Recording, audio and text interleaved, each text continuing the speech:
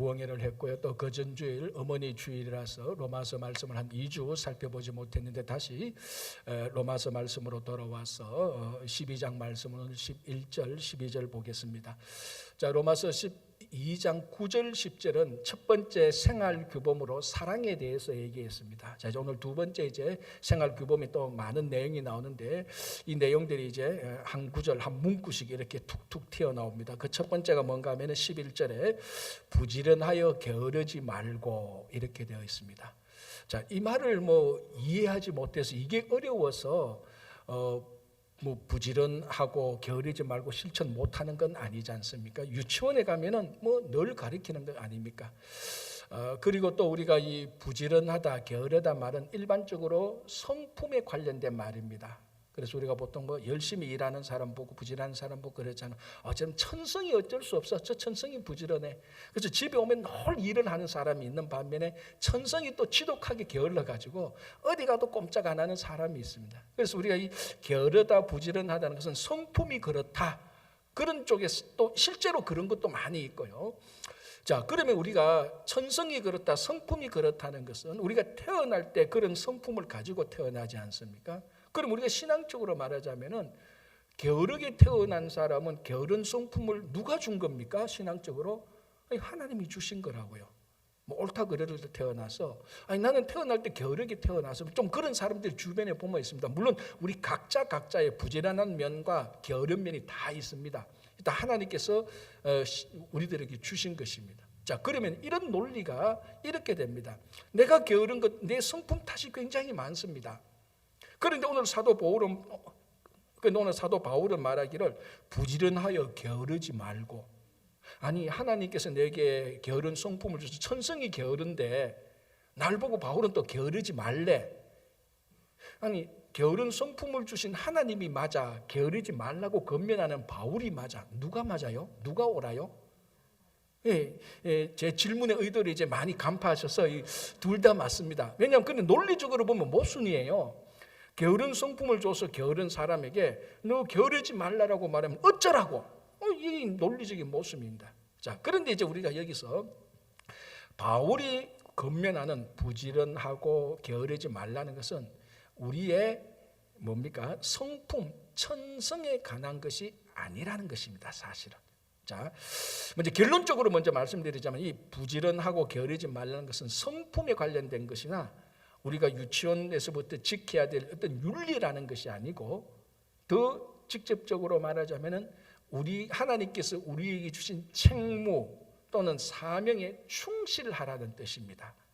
그 사명에 충실하기 위해서는 당연히 게으름을 피우면 안 되고 부지런해야 됩니다. 자, 이게 우리가 어디에서 발견할 수 있는가 하면은 마태복음 25장에 그 유명한 달란트 비유가 있지 않습니까? 자, 그 달란트 비유에 5달란트, 2달란트, 1달란트를 줍니다. 5달란트, 2달란트 받은 사람은 주인이 출장 간 기간 동안에 돌아오는 그 기간에 맞추어서 배를 남겨서 칭찬을 받습니다. 자, 마지막 1달란트 받은 사람은 1달란트 받았다가 주인이 올 때까지 그거 묻어뒀다가 주인이 올 때 1달란트를 그대로 냅니다. 자, 주인이 이 1달란트 받은 종에게 뭐라고 말하죠? 기억나죠? 악하고 게으른 종아라고 말합니다. 이때 이 게으른이란 헬라어 원문의 단어하고 오늘 사도 바울이 부지런하여 게으르지 말고 할 때 게으름하고 똑같은 말입니다. 그러니까 이 1달란트 받은 사람에게 주인이 게으른 종이라는 거 말하면서 네 성품이 천성이 그렇구나 그 말이 아닙니다. 내가 없는 동안에 너에게 1달란트 주는데 너 이 1달란트 받은 이 사명, 이 책무를 제대로 수행하지 않았구나, 충실하지 않았구나, 그걸 책망하는 것이죠. 그러니까 오늘 바울이 부지런하여 게으르지 말라는 것은 목사님 나는 성품이 천성이 게을러서 그거 안 됩니다, 그런 말할 게 아니라니까요. 하나님께서 우리들에게 주신 모든 책무를 열심히 수행하는 그런 차원에서 말을 한 것입니다. 자, 그런데 이게 또 그 다음에 우리 마태복음 25장 더 읽어보면 이 악하고 게으른 종아라고 말하고 그 다음에 마지막 구절에는 이 무익한 종아라고 말을 합니다. 그러니까 이 책무를 충실히 수행하지 않는 1달란트 받은 종에게 악하다, 게으르다, 무익하다 말하고 이 종을 징계합니다. 그 징계 내용이 뭔지 아시죠? 바깥 어두운 데 쫓아냅니다. 거기서 슬피 울며 이를 갈고 있습니다. 이 지옥입니다. 지옥. 자, 여러분, 우리가 예수 안 믿으면 지옥 간다는 아주 간단한 천국 지옥의 논리에서 우리가 그게 성립됩니다. 그런데 오늘 보니까 이게 우리들에게 준 책무를 수행하지 않으니까 슬피 울며 이를 가는 바깥 어두운 데 쫓아내는 어마어마한 예사롭지 않은 징계가 있다는 것입니다. 그리고 우리 이걸 단순히 부지런하고 게으르지 말고 사실 우리 성도들이 가장 가볍게 생각하는 죄라면 이제 가장 가볍게 생각하는 잘못이 바로 이거 아닙니까? 게으른 거. 나 이 천성이야. 여러분, 이게 천성의 문제, 성품의 문제가 아니고 여러분들이 하나님께서 주신 책무를 감당하지 못하면은 바깥 어두운 데 쫓아내버리는 겁니다. 이 어마어마한 징계가 있는 그런 내용입니다. 그래서 우리 기독교는 항상 이런 하나님께 주신 책무에 충실히 이행하는 이 기독교가 지난 2000년 오면서 우리들에게 좋은 영향력을 미쳐서 우리가 늘 열심히 일을 하고 수고하는 것입니다. 자, 그 막스 베버라는 사람이 쓴 책이 있는데 프로테스탄트 윤리와 자본주의 정신. 되게 어려워 보이는 거예요. 우리 세계사 시간 때 사실 이 책에 대해서 여러분 아마 고등학교 때 한번 언급받은 책이 있을 겁니다. 다르게 번역하면 개신교 윤리와 자본주의 정신. 어쨌거나 그 책 이름은 모른다 치고 그 내용이 어떤가 하면 간단합니다. 성도는 세속적인 직업을 통하여 세상에서 성공하는 것이 하나님의 축복이다. 열심히 일하라. 요겁니다. 한 문구로 말하는 그 책이네요. 자, 그러면 여기에 대해서 지난 100년대 이 책이 언제 나오는가 하면은 1910년대 그 전후에 나왔거든요. 그건 지금부터 100년 이전에 나온 책입니다.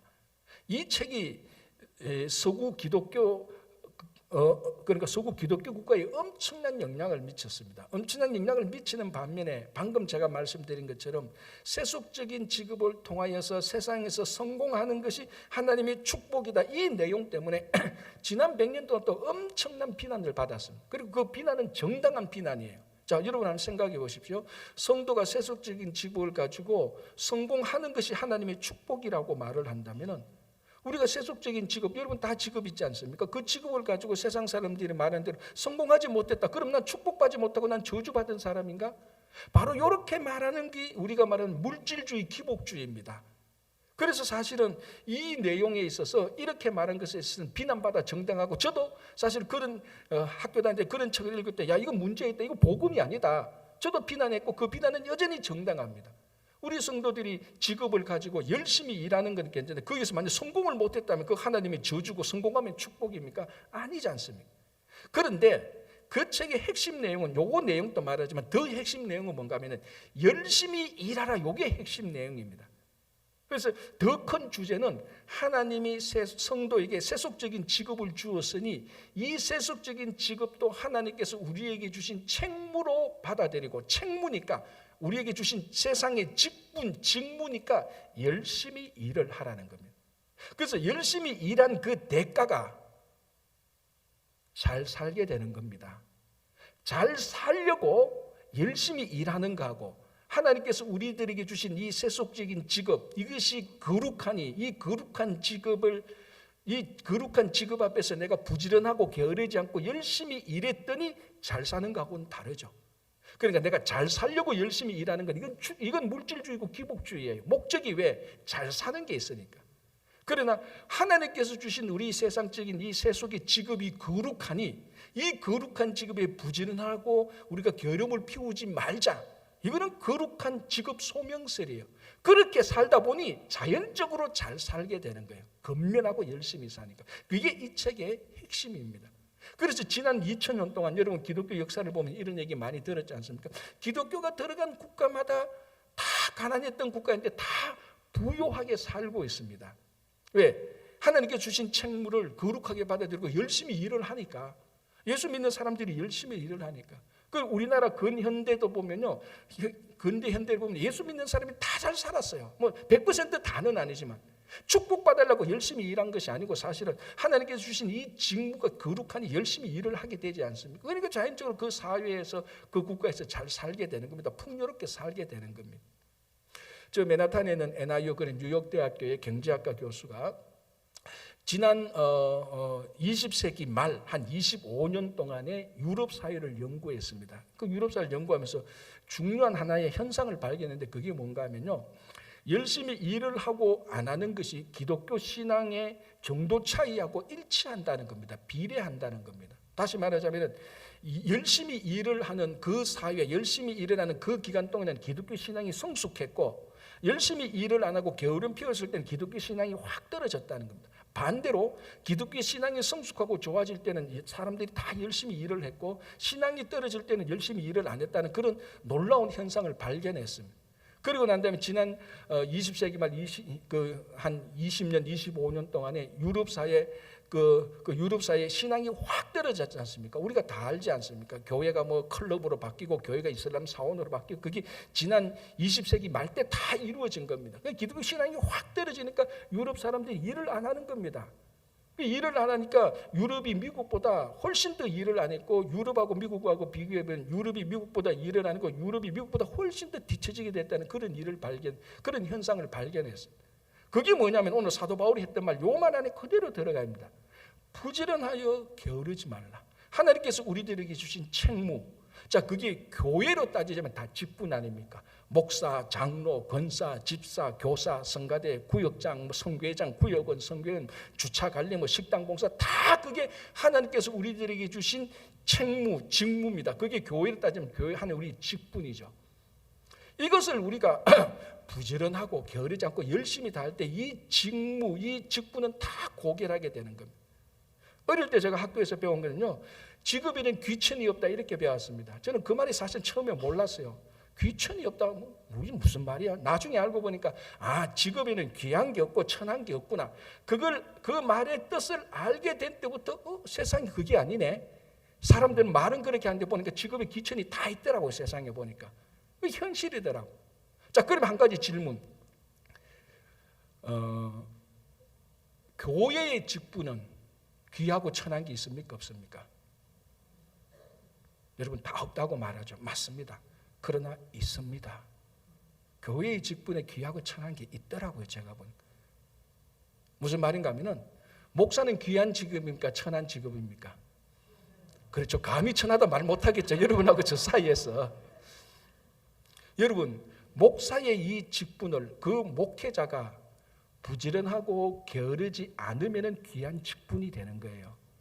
근데 목사의 직분인데 그 목회자가 그 하나님께 주신 그 직무를 게으름 피고 일하지 않으면 그 목사의 직분은 천한 직분이 되는 거예요.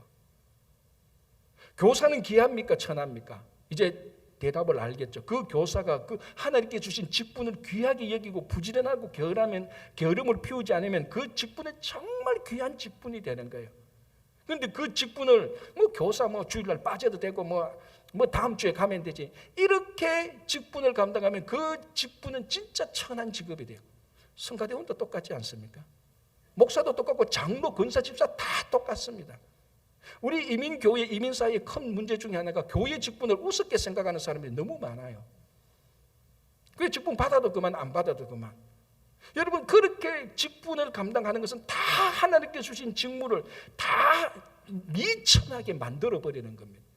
그게 부지런하고 게으르지 말고라고 말하는데 절 게으름을 피우고 그 가치를 인정하지 못하고. 세상의 직업도 똑같습니다.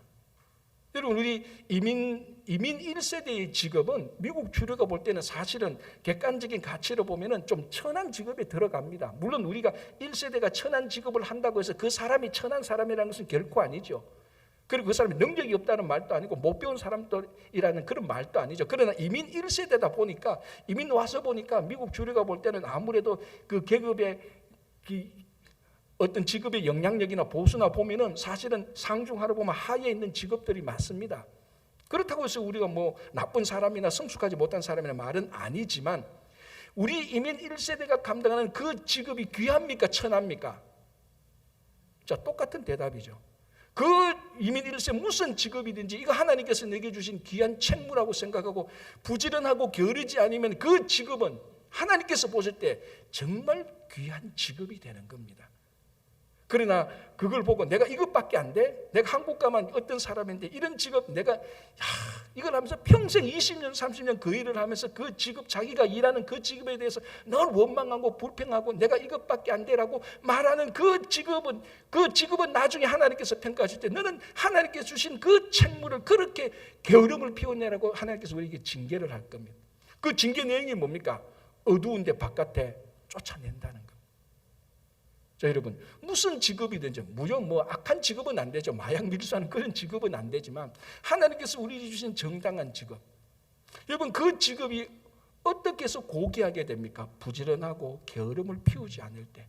그래서 그 직업 소명을 직업이 고귀하게 되고 귀하게 되고 고결하게 되는 겁니다. 그 직업을 감당하는 사람이 고결한 사람이죠. 무슨 대학을 나왔느냐, 사회적인 지위와 신분에 그것 때문에 고결한 사람이 아니고 하나님께 주신 그 직무를 부지런하고 게으르지 않게 감당하는 그 직업이, 그 직무가 고결하고 그 사람이 고결한 사람이에요. 사람들은 그렇게 안 볼 수 있겠지만 하나님은 반드시 그렇게 나중에 우리의 직무와 직분에 우리의 직업 소명에 대해서 평가할 때는 그걸 평가할 것이라는 것이죠. 그래서 여러분들이 나중에 하나님 앞에 가서 다 그런 데서 넌 정말 내가 너에게 준 책무를 부지런하고 게으름을 피우지 않을까? 너 정말 하나님께 주신 책무를 고결하게 만들었구나. 직분을 고결하게 만들었구나. 칭찬받는 정말 여러분 되시기를 바랍니다. 자, 그 다음에 이렇게 되어 있습니다. 열심을 품고 주를 섬겨라 되어 있습니다. 참 이 말도 참 쉽죠. 열심을 품고 주를 섬기자지 안 품고 어떻게 주를 섬깁니까? 근데 저는 이제 신학을 했고 공부를 한 목사고 주석을 보니까 이 열심을 품고라는 이 말이 굉장히 화가 났었어요, 사실은. 왜냐하면 번역이 사실은 치명적으로 잘못된 번역이에요. 이 헬라어 원문을 보면요, 이 열심을 품고라는 말에 푸뉴마, 영이라는 단어가 분명히 있습니다. 이 영이라는 단어의 대부분은 90% 이상은 성령 하나님의 영을 의미하는 겁니다. 이 사도 바울이 열심을 품고라고 말할 때 단순히 인간적인 열심이 아니고 성령 안에서 열심, 즉 성령이 주시는 열심, 간단히 보면 성령의 열심을 품고 이 말이거든요. 그런데 왜 이 성경을 번역하는 번역위원들은 왜 성령을 뺐냐는 거죠. 나중에 한국 가는 데서 이 번역자들을 만나가지고 대판 제가 삿대질을 하고 싶어요. 진짜로. 왜 성경을 이따위 식으로 번역을 하느냐고. 사도 바울이 했던 원래 말대로 해야 되지 않냐. 원본에 분명히 푸뉴마 영이라는 게 있는데 왜 그걸 뺐냐고. 열심을 품고, 이 열심은 세상 사람도 다 열심 다 품는 거예요. 그렇지 않습니까? 여러분, 도둑만큼 열심 품는 사람이 어디 있습니까? 남들 다 잘 때 일어나서 열심 품고 일해야 되는 게 도선생인데 그것도 이 열심하고 같냐고. 바울이 그런 열심 말한 거 아니라고요. 성령 안에서 열심입니다. 그런데 그래도 다행인 것은 세 번역을 보면요, 성령으로 뜨거워진 마음으로 주를 섬기고 되어 있습니다. 정말 그게 제대로 번역한 거예요. 성령으로 뜨거워진 마음. 여러분, 이게 인간적인 열심의 반대말이 뭔 줄 압니까? 게으름이 아니에요. 인간적인 열심의 반대는요, 성령의 열심이에요. 그래서 제가 늘 말하는 이 인간적으로 열심 내는 거, 이거 잘못된 열심이에요. 특별히요, 우리가 주의 일을 하는 데 있어서요, 인간적인 열심으로 하면 반드시 결론은요, 파괴와 싸움과 갈등밖에 없습니다. 성령의 열심을 할 때 교회를 세우고 사람을 세우는 거예요. 자, 여러분, 이 가장 인간적인 종교적인 열심을 품고 열심히 일했던 사람이 누굽니까? 이 로마서를 썼던 당사자 사도 바울이 원래 그랬어요. 예수 그리스도를 만나기 전에 바울의 열심이 얼마나 특심이 있는 줄 압니까? 그래서 빌립보서 3장 6절을 보면요, 바울 자신이 이렇게 고백합니다. 열심으로는, 바울 자기의 열심으로는 뭐라고요? 교회를 박해했다라고 말해요. 예수를 부활하신 예수를 만나기 전에 바울은요, 뭘 해도 진짜 열심이 아닙니까? 종교적인 열심이 뛰어났습니다. 특출했습니다. 어느 정도까지 특출했는 줄 아십니까? 예수 만나기 전에 예수 만나는 사람들 다 잡아서 감옥 가두고 죽이거나 하려고 예루살렘에서 다메섹까지 불평 한마디 없이 곧장 달려갔던 사람입니다. 여러분, 예루살렘에서 다메섹, 지금 그 다메섹 다마스커스 시리아에서 수도죠. 여러분, 지도를 펴서 예루살렘에서 다마스커스 직진거리가 150마일이에요. 직진거리만. 여행으로 둘러서 가면 한 200마일 갈 수 있죠. 그걸 요즘처럼 차 타고 갑니까? 그 당시 걸어서 갔는 거 아닙니까? 얼마나 열심히 있었는가 하면, 종교적인 인간적인 열심이 있는가 하면, 걸어서 약간 둘러가면 200마일의 걸음도요 마다하지 않고 체포영장, 예루살렘 제사장한테 체포영장 받아가지고 예수 믿는 사람 잡아 죽이려고 갔던 사람이 바울이에요. 그만큼 열심히 있었다고요. 그런데 결과는 뭡니까? 바울이 고백합니다. 내가 교회를 파괴했다. 그 인간적인 종교적인 열심 가지고 교회를 파괴했다. 오늘 바울이 말하는 열심은 그런 열심이 아니라니까요. 그런 열심이 아닙니다. 성령 안에서 열심인 거죠. 자, 여러분, 지금 전 세계적으로 가장 정치 외교적으로 가장 복잡하게 얽힌 문제가 무슨 문제겠습니까? 그게 이스라엘하고 팔레스타인 문제예요. 그건 풀 수가 없어요. 지금 너무너무 복잡하고 사연도 많고 너무 정오와 이 그 갈등 혐오가 많고 또 역사가 너무나 오래됐잖아요. 정치, 외교, 사회, 종교, 인종, 문화, 전통, 정통 다 걸려가 있습니다. 유엔도 감당 못하고 미국 뭐 어떤 사람들이 감당 못하고 계속 갈등, 뭐 일주일에 한두 번 뭐 로켓 쏘고 뭐 아이런 뭐 왔다 그런 얘기 늘 듣습니다. 관심을 가져보면. 자, 그런데 지난 30-40년 동안 이 이스라엘과 팔레스타인의 그 역사를 쭉 보면요, 이게 93년, 94년에 가장 현실적으로 진보된 가장 좋은 평화협정이 사실은 맺어졌어요. 그게 계속해서 평화협정이 맺어지고 실천하고 맺고 또 2차, 3차 이렇게 맺어지는 그런 평화협정의 그런 과정이 있었습니다. 물론 극단적인 팔레스타인주의자, 극단적인 이스라엘주의자는 다 싫어했습니다. 왜냐하면 극단적인 사람은, 이스라엘이 극단적인 사람은 이 땅에서 팔레스타인 다 쫓아내야 된다 그러고, 팔레스타인 사는 사람은 이스라엘 사람 다 쫓아내야 된다고. 이런 사람들한테 평화협정은 평화가 아닌 거예요. 자기들한테 불편한 거예요. 자, 이때 이제 그 평화협정에 대해서 그래도 가장 객관적으로 그래도 이제 평화가 시작될 수 있는 물고 문을 하나 열었던 게 그 당시 평화협정인데요. 그때 이제 관여했던 사람이 이스라엘에는 라빈 총리, 시몬 페레스 외무부 장관, 그리고 이제 팔레스타인에는 유명한 피에로 의장, 아라파트 있지 않습니까? 이 세 사람들이 뭐 속은 모르겠지만 하여튼 그런 평화협정을 하고 진보적인 단계로 한 걸음씩 뗐었습니다. 그래서 이 세 사람이 노벨 평화상을 받았지 않습니까? 1995년에 받았어요. 그런데 1995년 11월 달인가요? 한 이스라엘 청년 하나가, 그 당시 27살 청년 하나가 라빈 총리를 그대로 총 가지고 암살해버렸습니다. 사람들 보는 데서. 유명한 사건입니다. 그래서 그 현장에서 잡아서 조사를 해보니 이 청년이 뭐 순수 애국주의에서 라빈 총리를 암살한 거예요. 따져보니까 유대의 극단적인 우파주의자인 거예요. 왜? 자기로서는 팔레스타인하고 평화협정을 자기는 이해를 못하는 거야. 팔레스타인 다 쫓아내야 되는데 왜 당신이 평화협정을 맺고 그 사람을 인정하느냐. 그 평화협정은 팔레스타인도 인정하고 이스라엘도 인정하고 같이 평화롭게 잘 살자, 그런 이제 논지였는데 이 극단주의, 극단 우파 민족 애국주의자는 그걸 용납 못합니다. 그래서 그 평화협정의 주도적인 역할을 한 사람을 라빈 총리를 암살했다. 제가 그 기사를 보고 그 이야기를 들으면서 무슨 생각이 드는가 하면은 2000년 전에 예수님 당시 있었던 열심당원들, 똑같은 사람들입니다. 열심당원들 이스카리옷이라고 불렀습니다. 이스카리옷은 뭔가 하면은 이스카리옷은 단도예요. 조그만 단도를 늘 품에 가지고 있습니다. 품에 가지고 있다가 로마를 찬양하고 친로마 사람들을 만나면은 가가지고 단도 꺼내서 사람을 죽였던 사람들이, 아주 무서운 사람들이. 그래서 유대민족이 친로마적인 발언을 하면 딱 기억했다가 사람들 모인 데 가서 아니면 몰래 가가지고 죽이고 했던 사람들이 이스카리옷, 열심당의 한 분파인 이스카리옷입니다. 그런 사람들과 똑같은 청년이에요. 아니면은 사도 바울이 아까 말씀드린 것처럼 자기 열심으로 교회를 파괴했던 그런 모습하고 똑같습니다. 자, 제가 무슨 말을 하는가 하면 얼마나 열심입니까? 27살 청년이 자기의 미래를 다 포기하고 라빈 총리를 죽일 만큼 열심이었어요. 그 지금도 이스라엘에는 예루살렘 그 감옥에서 그 종신령을 받고 아직도 살고 있어요. 이 청년이 리갈 아미르라는 청년인데요. 얼마나 열심입니까? 바울은 말하는 그런 열심으로 주를 섬기라, 그거 아니라니까요. 그래서 제가 화가 났다는 겁니다. 바울이 그렇게 말 안 했다는 거예요. 성령의 열심으로, 성령으로 뜨거워진 마음으로, 인간적인 열심이 아니고. 자, 보십시오. 인간적인 열심의 결과가 뭡니까? 평화를 추구하는 사람을 죽이고 평화협정을 깨려고 하고 교회를 부러뜨리고 교회를 무너뜨리려고 하고. 여러분 우리가 같이 공동체 생활하고 직장 생활하고 교회 생활하고 목회 생활을 해보면요, 늘 그 공동체의 위협적인 요소가 누군 줄 압니까? 제일 열심히 있는 사람이에요. 무슨 열심히 있는 사람? 인간적인 열심히 있는 사람. 목회를 하면서도 제일 조심조마조마한 사람이 인간적인 열심으로 교회 섬기는 사람 아닙니까?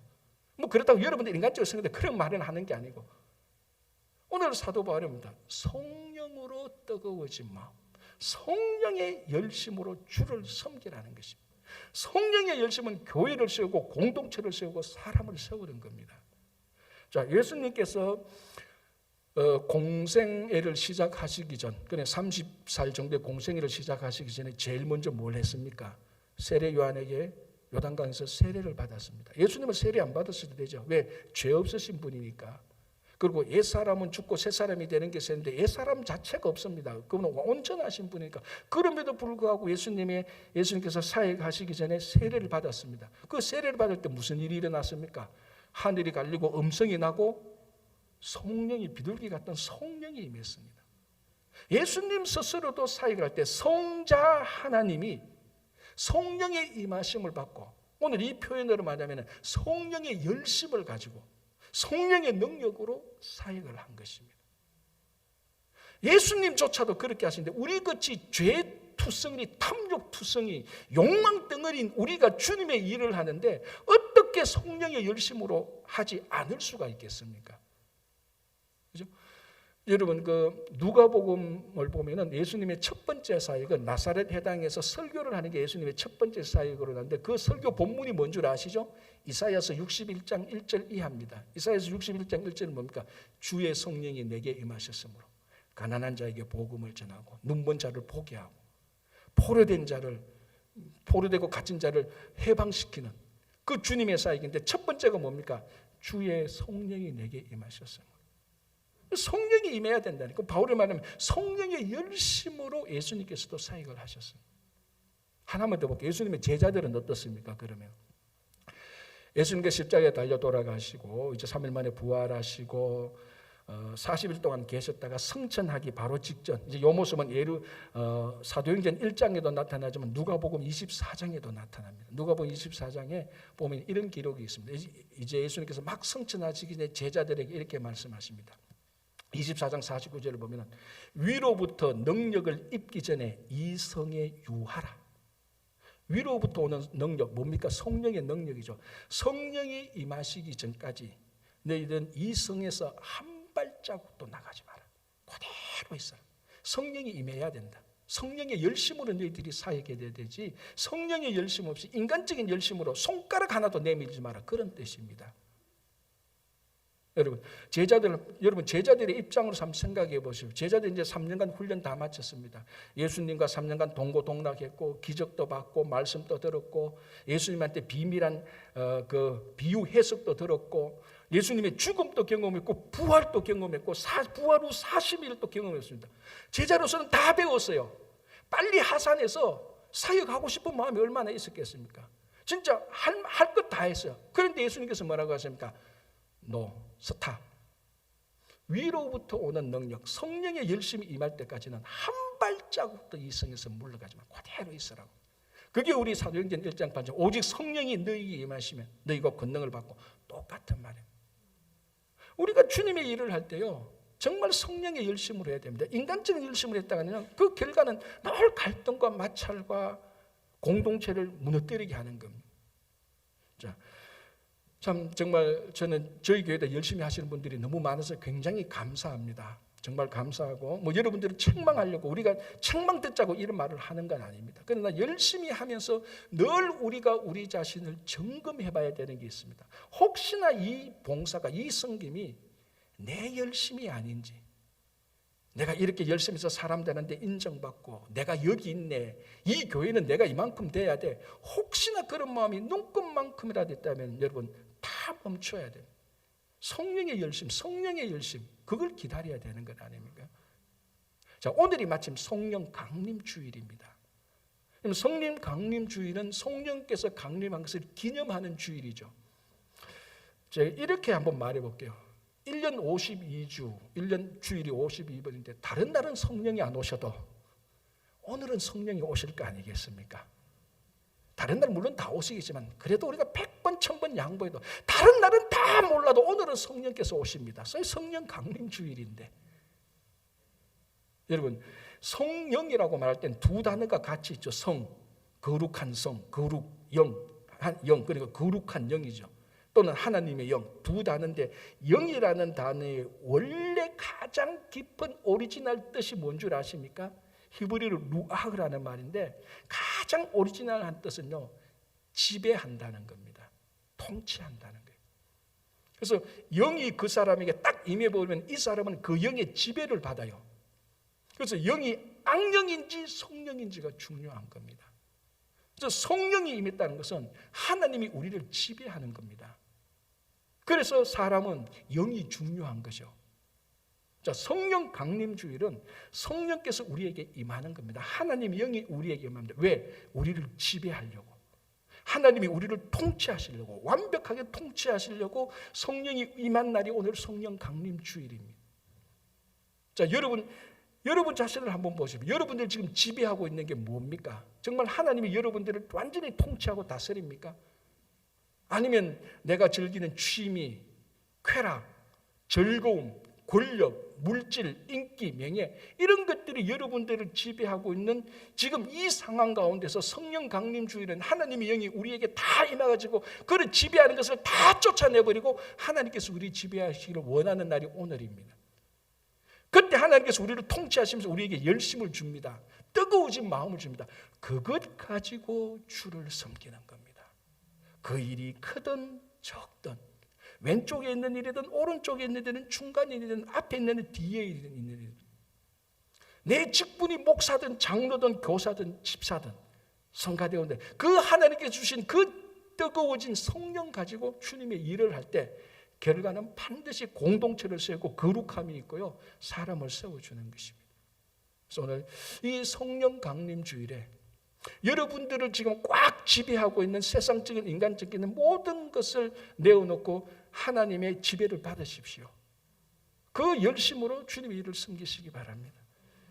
자, 12절 하나만 더 볼게요. 소망 중에 즐거워하며.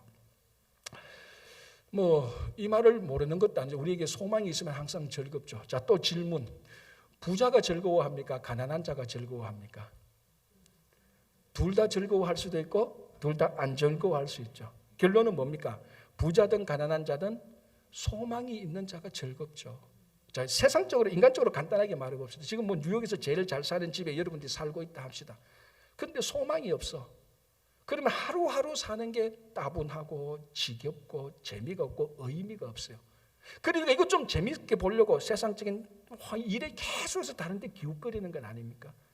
그런데 가난한 사람이 있다고 생각합시다. 당장 다음 달 렌트비가 걱정인데, 우리 아들이 이번에 대학만 졸업하면은 이미 다 직장도 다 됐고 이번에 대학만 졸업하면 연봉 20만 불, 30만 불 받는데 소망이 있잖아요. 당장 다음 달 렌트비가 될까 말까 해도 이 가난한 집에 사는 사람은 즐거운 거예요. 왜? 소망이 있으니까. 인생이 지겹지 않아요. 인생에 의미가 없는 게 인생에 의미가 있어요. 세상적으로도 그런 거예요. 그러니까 소망은 우리를 즐겁게 해주는 겁니다. 제 기억에 어릴 때 저희 아버님께서 이제 섬유 공장 같은 데 다녔었는데 월급날이 있었어요. 한국에 월급 받지 않습니까? 월급날이 언제였죠? 다 25일이라 그러시는 여러분들은 좋은 직장인데요. 조그만 공장은 25일 월급 안 주고 말일날 줬어요. 저희 아버님 말일날 받아요. 제가 그건 확실히 기억해요. 왜? 말일날만 되면은 이제 31일이 되면은 30일 되면 27일, 6일부터 기분이 좋아. 아버지 월급 받잖아. 아버지 월급 받는 게 왜 좋아? 월급 날에는요 반드시 간식을 사오셨어요. 반드시. 확실했어요. 자, 그런데 27일 기분 전 드디어 월급 날이야. 학교에서 와서 저녁을 먹고 이제 아버님 오시는 기다리는데 문제는 아버님이 월급 날에 일찍 들어오신 적이 없어.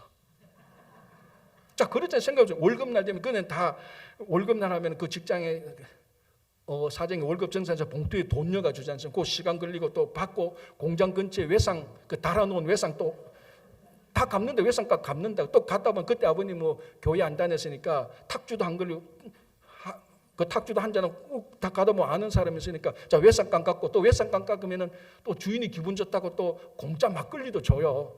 그거 먹고 오시다 보면은 빨리 와야 10시 반 정도. 근데 12시 이전에는 와요. 그때는 통행금지가 있었으니까. 제 기억에는 10시 반에서 11시 반까지 되면 오셔요. 빈손으로 안 오고 간식을 사가지고. 근데 제 기억에 그 간식이 몇 종류가 있었는데 군고구마가 확실히 기억나요. 자, 그럼 이제 봅시다. 제 이제 그 어릴 적 빈상석에 8살, 9살 때 과거를 좀 고백하는 거예요. 저녁을 먹으면서 보통 7시죠. 최소한 10시 반, 11시까지 기다리는데 3시간 반, 4시간을 기다려야 돼요. 자, 그때 뭐 집에 TV가 있습니까? 뭐 셀폰이 있습니까? 만화책이 있습니까? 아무것도 없어요. 그냥 기다려야 돼요. 얼마나 잠이 옵니까? 어린 소년이 보통 7시, 8시 때만 자야 되는데 8시에 봤자 2시간만 3시간을 기다려. 어머님이 그럽니다. 서가 일찍 자라. 내일 아침에 먹으면 되지 않냐? 안 돼. 그날 먹어야 돼. 그날 아버지 봐야 돼. 왜? 확실하게 가지고 오니까. 그래서 제 기억에 하도 8시만 9시면 잠이 와가지고 밖에 가서 동네 한 개 뛰었다가 들어옵니다. 뛰어봐야 10분, 20분이야. 또 그래도 2시간 남아. 막 비비고 몸은 피곤해. 그래도 마음은 즐거워. 왜? 간식을 싸우는 확실한 소망이 있잖아. 확실한 소망이 있어. 소망은 우리를 즐겁게 합니다. 확실한 소망은 확실하게 즐겁게 해요. 자, 오늘 소망 중에 즐거워한다는데 그럼 이 소망이 무슨 소망이냐? 마침 어제 우리가 새벽 기도할 때 데살로니가 전서 1장을 봤는데 1장 3절에 사도 바울이 데살로니가 교회 교인들한테 3가지를 칭찬했습니다. 첫 번째, 믿음의 역사. 두 번째, 사랑의 수고. 세 번째, 소망의 인내.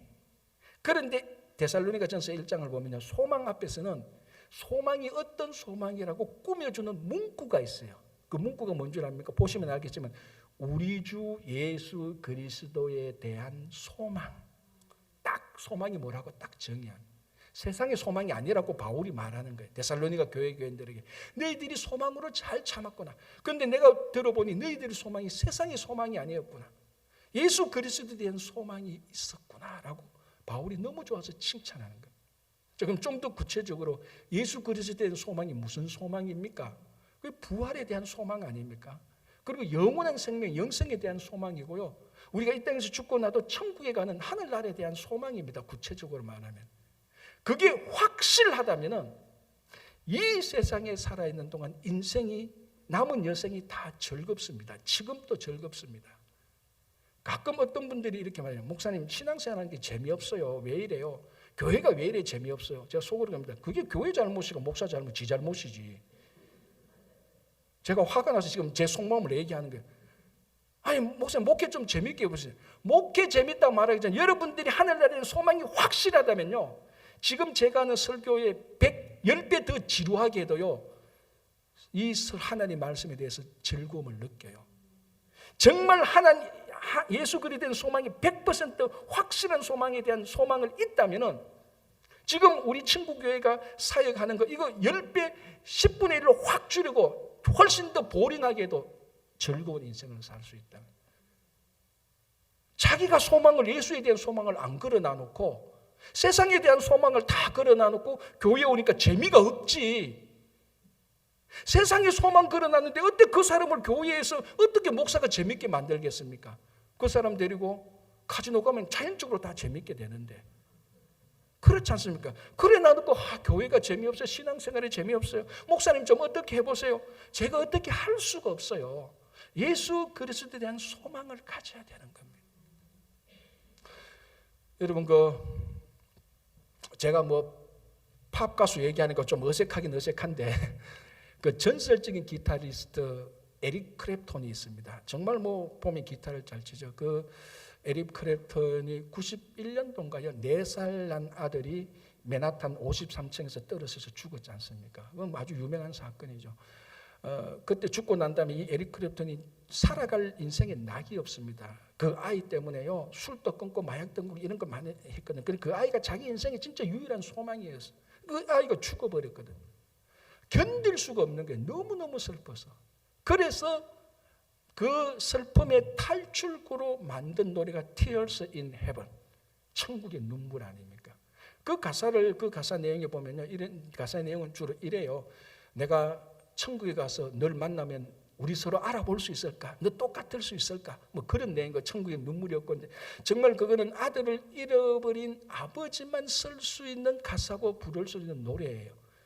그런 노래를 보면서 이제 위로를 받는 거죠. 한번 이제 어떤 이제 인터뷰하는 사람이 에릭 크랩턴을 보면서 이제 그런데 이 노래가 막 전 세계적으로 유명해지는 거예요. 아들을 잃은 슬픔을 노래하는데 이게 전 세계적으로 인기가 얻게 된 겁니다. 이제 그러면서 이제 인터뷰를 했는데 그 인터뷰 때 그 에릭 크랩턴이 이 노래에 대해서 자기 삶에 대해서 이렇게 얘기합니다. 제가 한번 읽어드릴게요. 어떤 면에서 그 곡은 전혀 슬픔을 노래한 것이 아니었습니다. 그것은 오히려 믿음의 노래였습니다. 가사에 나와 있듯이 천국에는 더 이상 눈물이 없다고 말할 때, 그 가사를 보면 There is no more tears in heaven이라는 단어가 나오면 천국에 더 이상 눈물이 없다, 그걸 말하는 거죠. 천국에는 더 이상 눈물이 없다고 말할 때 나는 그 노래가 다시 만나는 것에 대한 소망의 노래라고 생각합니다. 그러니까 천국에서 다시 만날 그 아들에 대한 소망을 가지고 이 노래를 부르니 그 죽음보다 더한 슬픔이 위로가 받게 되고 소망이 생겼다는, 견딜 수 있다는 거예요. 그래서 정말 예수 그리스도에 대한 소망이 예수 소망이 확실하다면 부활 소망이 확실하고 영원한 생명에 대한 소망이 확실하고 하나님 나라에 대한 소망이 확실합니다. 그래서 가장 사랑하는 사람이 먼저 하늘나라 가도 그 하늘나라에서 다시 만날 소망으로 견디는 겁니다. 갑자기 장례식 설교 같은데 그렇지 않습니까? 그게 예수 소망입니다. 이 소망이 있으면요, 현실의 어려움요 견뎌 나갈 수 있죠. 오히려 즐거워할 수 있습니다. 문제는 우리 소망이 확실하지 않으니까 문제예요. 확실하지도 않고 예수의 소망을 안 거니까 문제예요.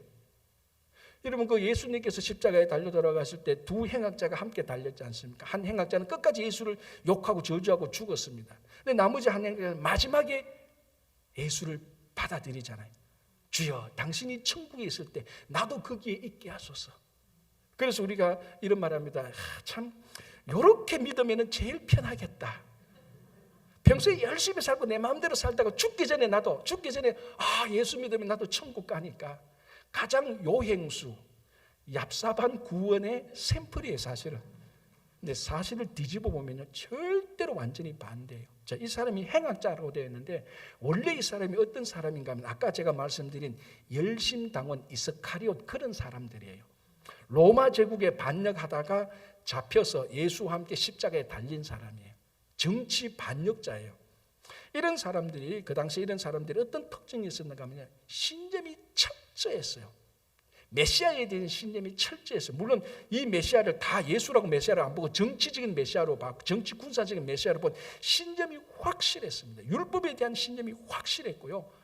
유대 민족주의에 대한 이데올로기가 꽉 차 있습니다. 치열하게 삶을 살고요. 늘 로마 제국하고 싸워야 되는 그 험난한 인생 속에서 사는 겁니다. 이런 사람들의 특징이 뭔가 하면요, 진짜 자기 신념, 자기가 생각했다고 판단을 양보하지 않습니다. 절대로 양보하지 않아요. 끝까지 밀어붙입니다. 그런데 끝까지 밀어붙인 이 사람이 마지막에 자기 인생의 모든 소망을 예수에게 다 걸어버린 거예요. 여러분, 이게 요행을 바라는 거예요? 아니에요.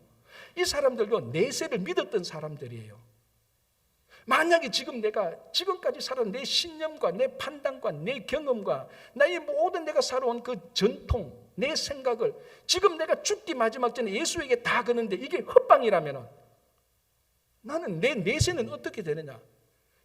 이게 요행을 바라는 게 아니고 자기의 살았던 모든 삶을 예수에게 다 몰빵하는 겁니다. 이게 몰빵을 제가 보니까 이게 주식 투자할 때 여러 군데 투자 안 하고 한 군데 다 몰아서 한다 그러더라고요. 사실 몰빵은 속은데 원래는 몰방이라고 그러는. 정말 여러분, 이 행악자 한 사람이 자기 인생 전부를 다 뒤집어 버리고 내세를 걸어놓고 예수에게 소망을 걸었습니다.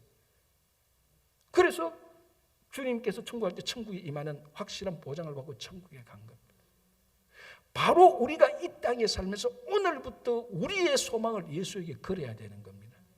그러면 본능적 정말 여러분들이 예수에게 여러분 인생을 다 그걸 때 몰빵이 아니고 몰방할 때, 좀 표준말 씁니다. 몰방할 때 여러 군데 분산해서 소망을 거는 게 아니고 예수 그리스도 한 분에게 온전히 소망을 딱 걸어 보십시오.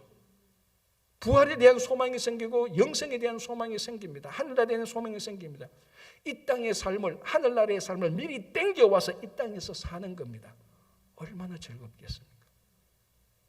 제가 아까 처음에 말씀드린 것처럼 군고구마 하나 확실한 소망에도 그 밤이 몸은 피곤해도 즐거웠는데 영원한 생명에 대한 확실한 소망, 예수에 대한 확실한 소망이 있다면 우리가 이 땅에서 살아가는 동안에 좀 불편해도 힘들어도 오해받아도 좀 무시당해도 이 예수 소망이 그런 모든 감정을 다 물리칠 수 있는 겁니다.